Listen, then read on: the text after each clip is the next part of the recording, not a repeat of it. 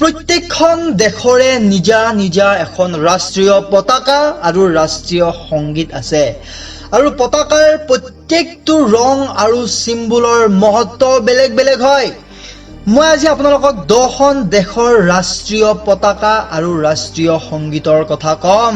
চেনেলটো যদি এতিয়ালৈ সাবস্ক্ৰাইব কৰা নাই, নতুন নতুন ভিডিঅ'ৰ আপডেট পাবলৈ এতিয়াই সাবস্ক্ৰাইব কৰি ল'ব।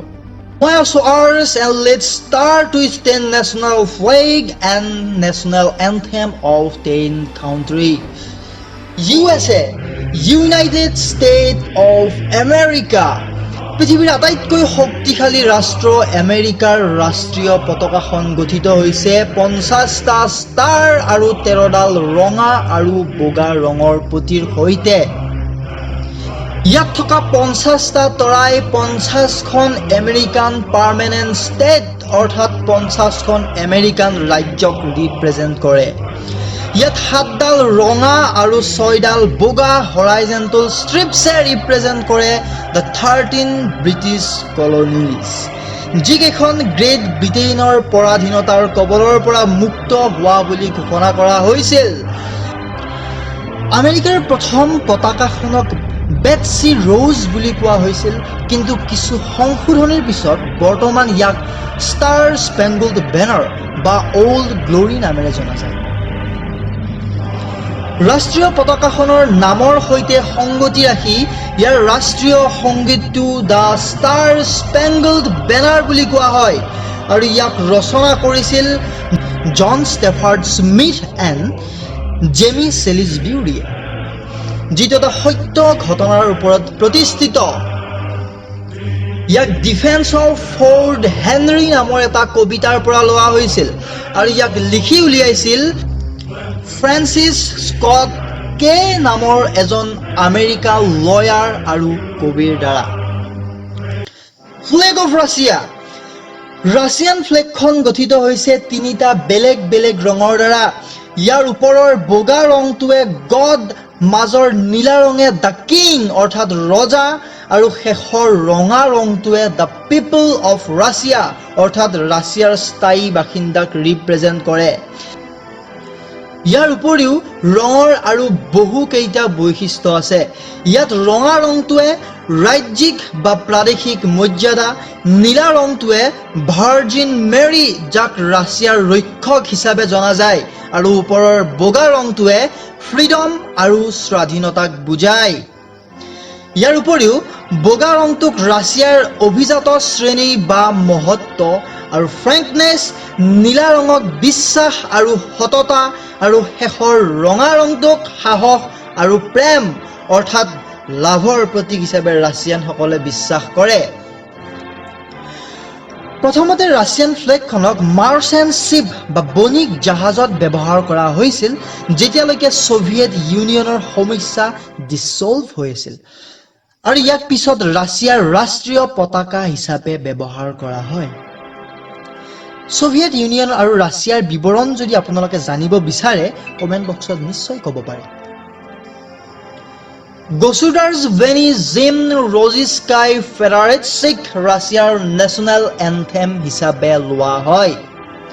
1944ৰ 1 জানুৱাৰীত ইয়াক প্ৰথমবাৰৰ বাবে পাৰফৰ্ম কৰা হৈছিল আৰু 15 মাৰ্চ অফ 1944ত ইয়াক অফিচিয়েলি এডপ্ট কৰা হৈছিল। ইয়াক ৰচনা কৰিছিল আলেকজেণ্ডাৰ ভেজিলাভিচ আলেকজেণ্ড্ৰভ আৰু পিছত চাৰ্জে মিখালকভৰ দ্বাৰা ইয়াক পুনৰবাৰ লিখা হৈছিল। Flag off China. চীন দেশৰ পতাকাখন প্ৰথমবাৰৰ বাবে এডপ্ট কৰা হৈছিল 27 ছেপ্টেম্বৰ 1949ত। ইয়াত থকা কালাৰৰ বৈশিষ্ট্যটো বহুত আছে, কিন্তু প্ৰধানকৈ ইয়াত ৰঙা ৰঙে কমিউনিষ্ট বা সাম্যবাদত বিশ্বাসী লোকক প্ৰতিনিধিত্ব কৰে আৰু চাইনিজ মানুহৰ ট্ৰেডিশ্যনেল কালাৰ হিচাপেও ইয়াক বিবেচনা কৰা হয়। লগতে ইয়াত থকা 5টা সোণালী ৰঙৰ তৰাৰ ডাঙৰ ষ্টাৰটোৱে সাম্যবাদ আৰু সৰু 4টা তৰাই চীনা মানুহৰ সামাজিক শ্ৰেণীক ছিগনিফাই কৰে। চাইনাৰ ৰাষ্ট্ৰীয় সংগীতটোক মাৰ্চ অফ ভলিউণ্টিয়াৰ্ছ বুলি জনা যায়।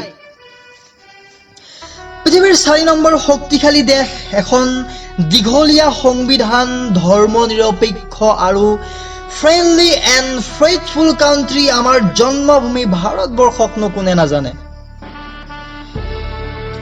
আমাৰ ভাৰতবৰ্ষৰ ৰাষ্ট্ৰীয় পতাকা তিৰংগাত থকা তিনিওটা কালাৰৰ বৈশিষ্ট্য ভিন্ন ভিন্ন।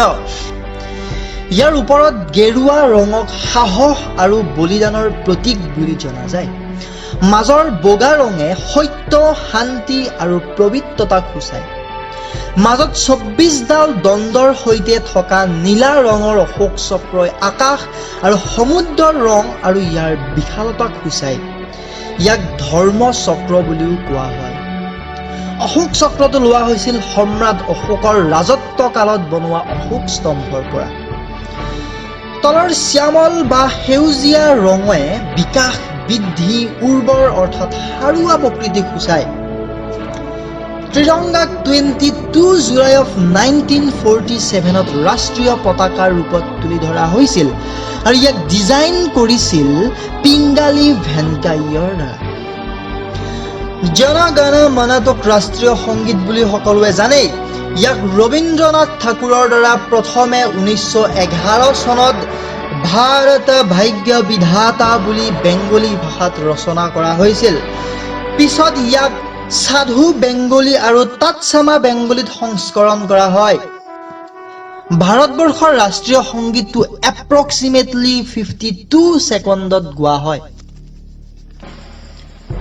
UAE, United Arab emirates. ইয়াক ধনী মানুহৰ বাসস্থান বুলিও জনা যায়। ইয়াৰ ৰাষ্ট্ৰীয় পতাকাখন গঠিত হৈছে ৰঙা, সেউজীয়া, বগা আৰু ক'লা ৰঙৰ দ্বাৰা।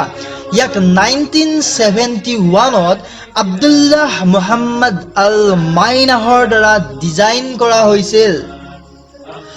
ওপৰৰ সেউজীয়া ৰঙে গুডনেছ আৰু কৃষিক ৰিপ্ৰেজেণ্ট কৰে। বগা ৰঙে শান্তি আৰু ক'লা ৰঙে সাহস আৰু ক্ষমতাক সূচায়।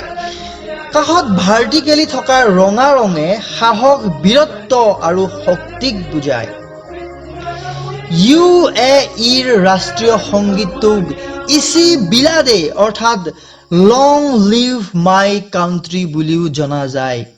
ইয়াক লিখি উলিয়াইছিল আৰিফ আল শ্বেখ আব্দুল্লাহ আল হাছানে। ফ্লেগ অফ পাকিস্তান 1947ৰ 11 আগষ্টত ইয়াক লোৱা হৈছিল। ইয়াৰ গ্ৰীণ কালাৰে ইয়াত মুছলিম মেজৰিটিক বুজায় আৰু বগা ৰঙে religious minorities which is non Islam অৰ্থাৎ অন্য ধৰ্মীয় সংখ্যালঘুতাক সূচায়। আৰু ইয়াত থকা 5 pointed star represent the 5 pillars of Islam. পাকিস্তানৰ ৰাষ্ট্ৰীয় সংগীতটোক পাৰ্ক চাৰ জমিন বুলিও জনা যায়। ইয়াৰ অৰ্থ দ্য চিক্ৰেট লেণ্ড, পবিত্ৰ ভূমি। UK, United kingdom. UK গঠন হৈছে England, Scotland, Wales and northern আয়াৰলেণ্ডৰ দ্বাৰা।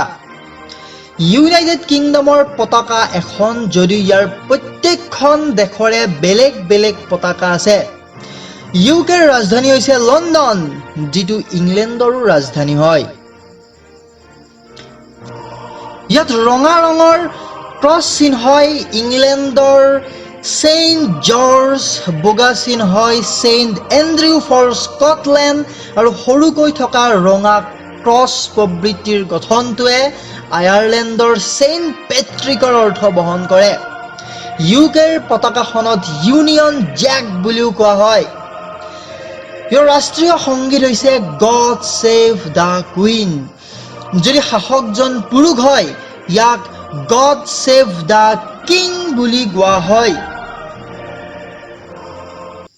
Flag off Australia. অষ্ট্ৰেলিয়াৰ পতাকাখনৰ এটা অংশত UKৰ পতাকাখনক ৰিপ্ৰেজেণ্ট কৰা হয় আৰু ইয়াত থকা উজ্জ্বল 5টা তৰাই দাক্ষিণাত্য এলেকাক ৰিপ্ৰেজেণ্ট কৰাৰ লগতে প্ৰত্যেকটোৰে নিজা নিজা উজ্জ্বলতাক নিদৰ্শন কৰে। আৰু বাওঁফালে তলত থকা ডাঙৰ উজ্জ্বল তৰাই সৰ্বসাধাৰণ দেশবাসী আৰু ইয়াত থকা ৰাজ্যসমূহৰ একত্ৰিত ক্ষমতাক বুজায়। ইয়াৰ ৰাষ্ট্ৰীয় সংগীতটোক এডভান্স অষ্ট্ৰেলিয়া ফেয়াৰ নামেৰে জনা যায়। Flag off Bangladesh. বাংলাদেশৰ ৰাষ্ট্ৰীয় পতাকাখনত থকা সেউজীয়া ৰঙে দেশখনত প্ৰচুৰ ৰূপে গজি উঠা উদ্ভিদ বা গছ-গছনিক ছিগনিফাই কৰে। লগতে ইয়াত থকা ডিস্কখনে সূৰ্য আৰু ডিস্কখনত থকা ৰঙা ৰংটোৱে এছিয়াত সূৰ্যোদয় যে পোন প্ৰথমে বাংলাদেশতেই হয় তাকেই বুজায়। ইয়াৰ ৰাষ্ট্ৰীয় সংগীত আমাৰ সোণাৰ বাংলা ৰবীন্দ্ৰনাথ ঠাকুৰেই ৰচনা কৰা। Flag off Singapore. 1959ত ইয়াক এডপ্ট কৰা হৈছিল যেতিয়া ছিংগাপুৰ ব্ৰিটিছ শাসনৰ পৰা স্বাধীন হৈছিল। ইয়াৰ ৰঙা ৰঙে ভাতৃত্ববোধ আৰু মানুহৰ মাজৰ সমতাক সূচায়। বগা ৰঙে চিৰস্থায়ী আৰু বিয়পি যোৱা পবিত্ৰতা আৰু উৎকৃষ্টতাক বুজায়। ইয়াত থকা কাঁচি জোন বা অৰ্ধ বিকশিত জোনটোৱে নবীন বা তৰুণ দেশ আৰু 5টা সৰু তৰাই ছিংগাপুৰৰ আদৰ্শ গণতন্ত্ৰ, ন্যায় আৰু সমতাক ৰিপ্ৰেজেণ্ট কৰে। মেজি উলাহ ছিংগাপুৰাক ছিংগাপুৰৰ নেশ্যনেল এন্থেম হিচাপে গোৱা হয়। ইয়াক 1958ত জুবিৰ চাইডে ছিংগাপুৰ চিটি কাউন্সিলৰ অফিচিয়েল ফাংচনৰ থিম ছং হিচাপে কম্প'জ কৰিছিল। এয়া আছিল 10খন দেশৰ ৰাষ্ট্ৰীয় পতাকা আৰু ৰাষ্ট্ৰীয় সংগীত। ভিডিঅ'টো কেনেকুৱা লাগিল চাই জনাব। আৰু ছ'ভিয়েট ইউনিয়ন, ৰাছিয়া আৰু ইউনাইটেড কিংডম, ইংলেণ্ডৰ মাজৰ যদি আৰু কিছু কথা আপোনালোকে জানিব বিচাৰে কমেণ্ট বক্সত জনাব পাৰে। চ' আজিলৈ ইমানেই। নতুন ভিডিঅ'সমূহৰ আপডেট পাবৰ বাবে চেনেলটো ছাবস্ক্ৰাইব কৰিব। ধন্যবাদ।